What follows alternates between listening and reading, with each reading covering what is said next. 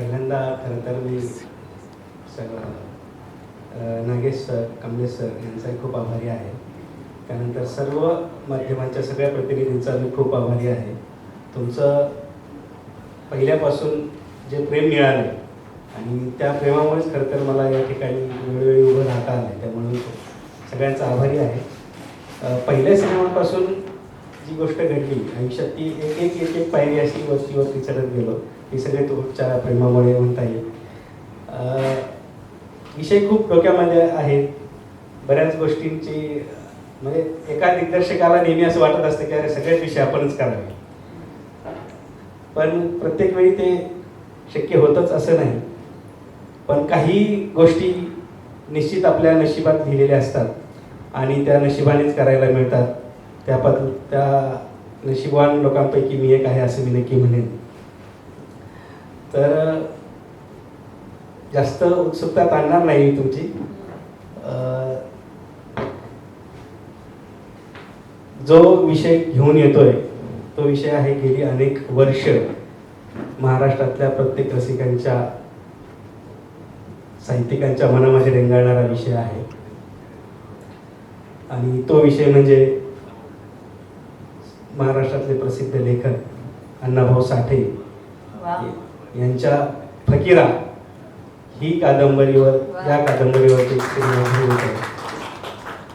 तर या सिनेमात काम करणारे बरेच चेहरे आहेत, बरीच मोठी नावं आहेत. त्यापैकीच एक नागेश भोसले सर, कमलेशजी सावंत सर, प्रसाद ओक आहेत, संदीप पाठक आहे, मुक्ता बर्वे आहेत, मृणाल कुलकर्णी आहे आणि नाना पाटेकर सुद्धा आहेत. तर ही सगळी मंडळी आहेत, मोठी मोठी माणसं आहेत. पहिल्यांदा म्हणजे मी नशिबाने या अर्थाने असं आहे की या सगळ्या लोकांचे सिनेमे बघत खरं तर मी सिनेमा शिकलोय, मोठा झालोय आणि त्यांच्याबरोबर काम करायला मिळतं ही माझ्यासाठी मोठी महत्त्वाची आणि सुवर्ण संधी असं मी म्हणेन. यातल्या प्रमुख भूमिकेमधलं जे नाव आहे ते गुलदस्त्यात आहे, तेही लवकरच आम्ही तुमच्या समोर आणू. तर भाऊरावांविषयी सांगायचं तर भाऊरावांचा चित्रपटांशी खरं काहीच संबंध नाही. शिरूर गावच्या अगदी छोट्या गावामध्ये शेतकरी पुत्र तो आहे, शेतीत काम करणारा हा माणूस आहे. पण एकंदरीत त्यांच्याकडे बघितल्यानंतर त्यांचं जे सगळं ऐकलं आणि कथा वगैरे, तुम्ही कसे आलात वगैरे, तर त्यांच्या सिंपल याविषयीची गोष्ट अशी आहे की शेतीमध्ये उत्तम बियाणं टाकल्यानंतर भरारून असं हिरवंगार जसं शेत येतं किंवा धान्य येतं, तसंच त्यांच्या प्रतिभेची बुद्धिमत्ता इतकी प्रखर आहे की ते कलेचे हात जेव्हा त्या एका कलाकृतीमध्ये मांडले गेले किंवा उले झाले त्या कलाकृतीत, त्यामधूनच ख्वाडा, बबन आणि TDM यासारख्या चित्रपटांची निर्मिती झाली. इतका तो ग्रेट असा आमचा भाऊराव आहे. आणि आज सगळ्यात महत्त्वाचं म्हणजे शाहीर अण्णाभाऊ साठे यांच्या जीवनावर आधारित अनेक जणांनी गेली 5 वर्ष काम करायची संधी शोधत होते, पण ती त्यांना जमली नाही आहे. अनेकांच्या चर्चा झालेल्या आहेत, मुहूर्त झालेले आहेत, पण मला वाटतं भाऊराव यासाठी नशिबाने आहे की हा चित्रपट त्यांच्याकडे आलेला आहे. तुकाराम भाऊराव साठे म्हणजेच आपले अण्णाभाऊ साठे मराठी लोककवी, लेखक, समाजसुधारक, खरं तर दलित साहित्याचे संस्थापक असं म्हणण्याचं कारण नाही आहे, कारण सर्व समावेशक असं त्यांचं लेखन आहे. संयुक्त महाराष्ट्र चळवळीत देखील महत्त्वपूर्ण भूमिका बजावणारे आणि खरं तर साहित्याला आणि जीवनाला परिवर्तनाची आणि चालना देणारे असं हे व्यक्तिमत्व म्हणजे अण्णाभाऊ साठे. त्यांची लेखणी इतकी भळाळती आहे, इतकी कणखर आहे आणि ती गात असताना किंवा सांगत असताना ती अत्यंत नरमाईने, मृदुतेने आपल्यापर्यंत पोचते. म्हणून अण्णाभाऊ साठे हे प्रत्येकाच्या हृदयामधलं एक स्थान आहे, हे सांगायला खूप आनंद आणि अभिमान वाटतोय. आणि त्याहीपेक्षा आनंदाची गोष्ट म्हणजे त्यांच्या सुनबाई आज इथे उपस्थित आहेत. अण्णाभाऊंच्या सुनबाई सुमित्राबाई साठे इथे उपस्थित आहेत. त्यांना मी सन्मानानं मंचावर आमंत्रित करते. सुमित्राताई या आपण.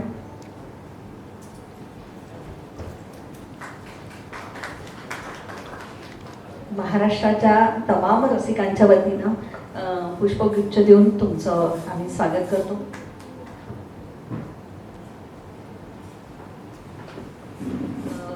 मला सांगायला खूप आनंद वाटतो आहे की या इथल्यामधलाच एक जो आमचा मित्र आहे, जो नेहमी आमच्याशी गप्पा मारतो, नेहमी अनेक लेखन करत असतो किंवा अनेक वेळा बाईट घेत असतो, तोच या चित्रपटाचा पटकथा आणि संवाद लिहितोय, मंदार जोशी यांना मी इथे आमंत्रित करते. आज खूप आनंद होतोय की स्वतःविषयी काहीही न बोलता छुप्या पद्धतीने आज आम्हाला कळलेलं आहे की मंदार जोशी असं कसं. बरं, आणि मंदार जोशी यांच्या हस्तेच आपण ताईंचा सत्कार करूया. मंदारनी अनेक आत्मचरित्र लिहिलेली आहेत. आमिर खान असो, नंतर महेश कोठारे असो, तारांगणसारखं मासिक ते चालवतात. एखादं मासिक चालवणं किती अवघड गोष्ट आहे आपण जाणतो, पण अत्यंत चिकाटीने ते हे काम करत आहेत. मंदार यांचा पण आपण इथे गौरव आपण त्यांना पुष्पगुच्छ देऊ.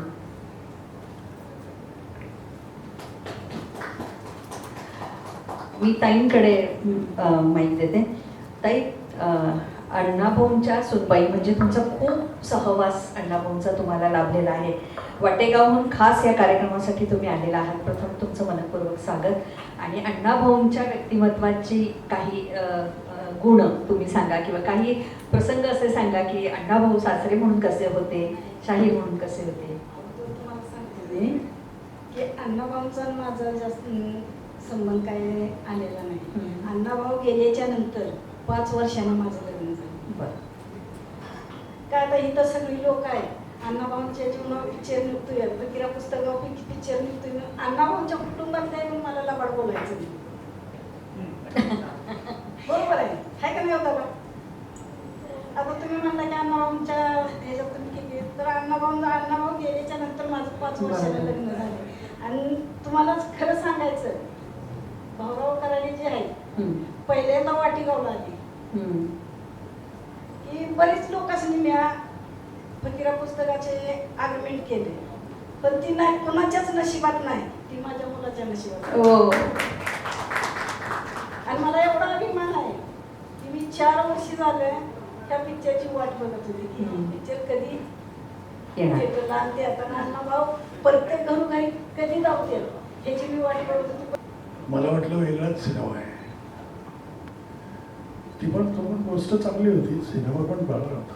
पण अण्णाभाऊंवर सिनेमा करतोय हे काही भावरांनी मला असं घेतलेलं होतं. त्यामुळे त्याला काय म्हणतो आपण, प्लेझंट सरप्राईज, म्हणजे आनंद होणारा सरप्राईज मला त्यांनी दिला. त्याच्यात मी काय करतोय मला माहित नाही. तरी पण अण्णाभाऊसाठी चित्रपट करणे हे जिकिरीची गोष्ट आहे. कठीण सिनेमा आहे आणि तो उत्तम पद्धतीने मांडणं हे खूप, त्याला काय म्हणतो आपण, इम्पॉर्टंट सिनेमा आहे. हा महत्वाचा सिनेमा आहे. अण्णाभाऊंवर सिनेमा करणं हिंमत लागते. ऑल द बेस्ट आणि खूप खूप शुभेच्छा. नमस्कार, मी कमलेश तुकाराम सावंत. सर्वप्रथम पत्रकार मित्रांना माझा नमस्कार. तुम्ही इथे आलात आणि आमच्या ह्या इव्हेंटला तुम्ही आता प्रसिद्धी देणार आहात त्याबद्दल मी तुमचा आभारी आहे. आमची संपूर्ण टीम तुमची आभारी आहे. कलाकार मित्रांना माझा नमस्कार. मला आत्ताच कळलं, म्हणजे आधी एक प्रोग्राम होता लेख असावी तर अशी, तुम्हाला माहिती आहे, तर त्याच्या प्रमोशनला आम्ही इथे आलो होतो आणि बाहेर आल्यानंतर मला भाऊ भेटल्याने म्हणाले की मी तुम्हाला कॉन्टॅक्ट करणार होतो, तर असा सिनेमा आहे तर त्याचा आपण आता इथे उल्लेख करणार आहोत, तर तुम्ही कराल का? म्हटलं हो नक्की का, आम्हाला काम करायला आवडतं, आम्ही काम करण्यासाठी आलेलो, तर नक्की करेल. तर माझ्या भूमिकेबद्दल मला अजून काही माहिती नाही, पण एक आहे की फकीरा हा सिनेमा माझ्या आठवणीत असल्यामुळे मी त्यांच्याशी शेअर केलं होतं की आठवण की 12 वर्षांपूर्वी गिरीश जोशी म्हणून आहेत दिग्दर्शक, जे पहिले खाकीचे राजकुमार संतोषीकडे असोसिएट होते, त्यांनी मला या सिनेमासाठी बोलवलं होतं फकीरासाठी. तेव्हा मी ती फकीरा कादंबरी वाचली. उत्तम, म्हणजे सांगणार तुम्ही पण सगळ्यांनी वाचली असेल तर उत्तमच आहे ती. तेव्हा त्या फकीरा या सब्जेक्टवरती आम्ही विषयावरती आम्ही, कारण तो हिंदीतला गिरीश जोशी होता, त्यामुळे त्याला मराठीचं तेवढं माहिती नव्हतं कलाकार काय. मग त्याला डिस्कस झालं होतं आणि त्यानंतर पुण्याची एक टीम होती, ती पण फकीरावरती त्याच वेळेला सिनेमा करणार होती. म्हणजे 2-2 सिनेमे फकीरा ह्या कादंबरीवरती होत आहे. पण ते काही शक्य झालं नाही तेव्हा 12 वर्षांपूर्वी, ते आत्ता शक्य होते. आणि हे शिवधनुष्य भाऊराव उचलत आहे आणि आम्ही सगळेजण ह्या या प्रोजेक्टचा आम्ही एक भाग आहोत याचा आम्हाला अभिमान आहे. धन्यवाद. भाऊरावांनी खरंच मोठा धक्का दिलेला आहे. म्हणजे आज अशा पद्धतीने इथं हा कार्यक्रम होईल अशी मला कल्पना नव्हती. 4 महिन्यांपूर्वीची एक घटना सांगतो. भाऊरावांचा मला फोन आला आणि तुम्ही कुठं आहात विचारलं. म्हटलं मी अंधेरीत आहे. तर म्हणाले मला तुम्हाला भेटायचं आहे. तर तुम्हाला सगळ्यांनाच कल्पना आहे त्यावेळी TDMचं काय झालं तुम्हाला माहिती आहे आणि ते ज्या फेजमधून जात होते त्याची मला कल्पना होती की आम्ही दर 15 दिवसांनी बोलत होतो आणि मला त्यावेळी फक्त वाटत होतं की भाऊराव TDM मधून लवकरात लवकर बाहेर यायला हवे. म्हणून मी त्या दिवशी त्यांना भेटलो आणि म्हटलं तुम्ही लवकरात लवकर तुमचा नवीन सिनेमा सुरू करा. म्हणजे जे काही घडलंय ते आपण विसरून जाऊ लवकरात लवकर. तर मला म्हणाले की 3-4 विषय आहेत माझ्याकडे. म्हणून त्यांनी मला एक 2-3 अगदी वन लाईनर सांगितले. मग मी त्यांना भाऊरावांना असं म्हटलं भाऊराव तुम्ही जर आता पुन्हा नव्याने काही चांगलं करायचं असेल तर तशी तगडी गोष्ट आणि तगडी फिल्म हवी. तर तुम्ही मला जे आता ऐकवताय त्यात काही एवढी मजा येत नाहीये मला. आणखी काही तुमच्याकडे आहे का? तर मला म्हणाले की फकीरा माझ्या डोक्यात आहे. मग मी म्हटलं अहो हे मला आधी सांगायचं ना तुम्ही. तुमच्या हातात सोनं आहे आणि तुम्ही मला नंतर सांगताय. तर थोडक्यात फकीराचा विषय तिथून सुरू झाला आणि तुम्हाला सगळ्यांनाच कल्पना आहे की फकीरा सर्वच जण आता इथं सांगतायत की म्हणजे आपल्यातली इथं एकही व्यक्ती अशी नसेल की ज्यांनी फकीरा वाचलेली नाहीये. त्यामुळे तो सगळ्यांच्या मनामनात ती कादंबरी आहे. तर आता आम्ही त्याच्यावर काम करतोय. Let's see. धन्यवाद भाऊराव.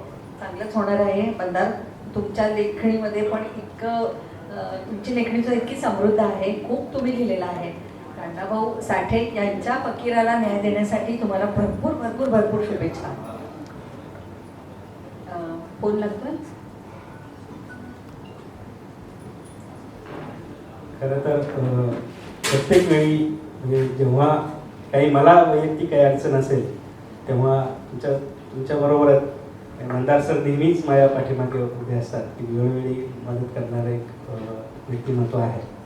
आणि मी मग खूप मनातली गोष्ट त्यांना सांगितली की असं असं करायचं. तर फकीराच का तर ही गोष्ट खरं तर फकीरा मी खूप लहानपणी वाचलेली आहे. म्हणजे मी 9वीत होतो. 9वीत असताना आणि 8वी 9वी 10वी यावेळेस मी अभ्यासापेक्षा वाचनाकडे खूप वळलो होतो. तर फकीरा वाचनात आली तेव्हा मला वाटलं की अरे हे सिनेमासारखंच काहीतरी. कारण प्रस्तावनेतच वि. स. खांडेकरांची प्रस्तावना त्यात आहे. त्यांच्या प्रस्तावनेतच असं होतं की एक सिनेमा सरकतोय डोळ्यापुढून, एक सिनेमा सरकतोय असं चित्रण आहे, असं लेखन आहे. आणि मी शिकत होतो. मला काही वाटलं नव्हतं की कधी मी सिनेमाकडे येईल काय होईल. आणि जेव्हा म्हणजे 10वी नंतर मला कळलं की सिनेमा हे माध्यम पण खूप महत्त्वाचं आहे. त्यामध्ये म्हणजे ह्या सगळ्याच गोष्टी असतात. दिग्दर्शक, लेखक, सिनेमॅटोग्राफर ही सगळीच मंडळी असतात.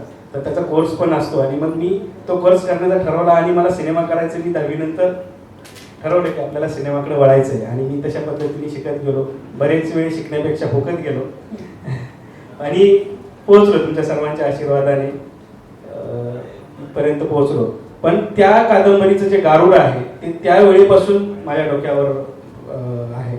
आणि मला तेव्हा वाटलं होतं की काही सिनेमा करायचा, पुढे जाऊन सिनेमासारख्या माध्यमात काम करू तर आपण हा सिनेमा करू. आणि मी त्या पद्धतीने खूप वर्ष त्यावर विचार करत होतो. आणि मग सुदैवाने माईंशी माझा संपर्क झाला आणि म्हणजे 2018मध्ये मी तिकडं वाटेगावला गेलो आणि मग त्या गोष्टीविषयी बोलणं झालं आणि ती तिथून पुढे सुरुवात झाली. नंतर मंदार सरांनी आणि आमचं बोलणं झालं आणि खरं तर ती वीज 4-5 महिन्यापूर्वी रुजली असं म्हणता येईल. भाऊराव कधी येणार आहे हा चित्रपट साधारण? हा 2025 मध्ये.